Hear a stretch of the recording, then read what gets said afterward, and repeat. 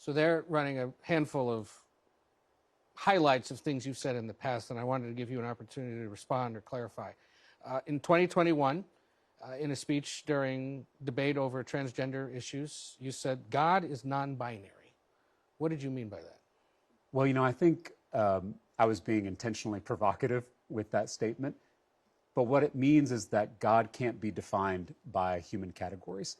The Apostle Paul, in his letter to the Galatians, says that in Christ there is neither male nor female.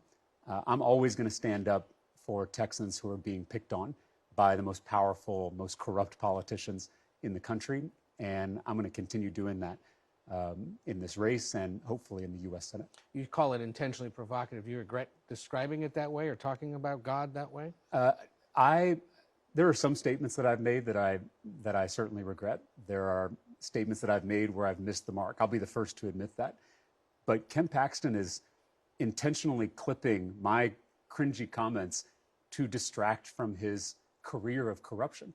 Ken Paxton has a criminal record. I have a legislative record. I've served for 4 terms in the Texas House of Representatives, where I brought Democrats and independents together to actually make progress for people.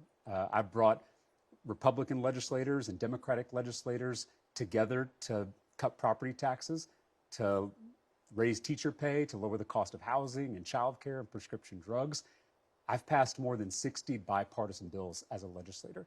I've also called out the extremes in both parties, on the left and the right. I have called out Ken Paxton for his blatant corruption, but I also called out President Biden for failing to secure our southern border.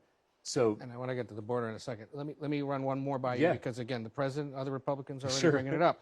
Again, in 2021, while debating a bill that restricted transgender student athletes, you said modern science acknowledges 6 biological variations based on chromosomes to argue that sex is a nuanced spectrum, not a strict binary.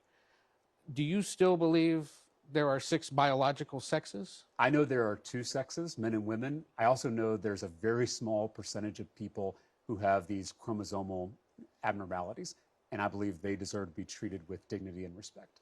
The other one they keep harping on, and it's perhaps the most curious of all, they say you're a vegan. I'm not a vegan. I'm an 8th generation Texan. I've been eating barbecue since before Ken Paxton's first indictment. And this campaign basically runs on Texas barbecue. If all they have is lying about me being a vegan, I feel pretty good about our chances this November.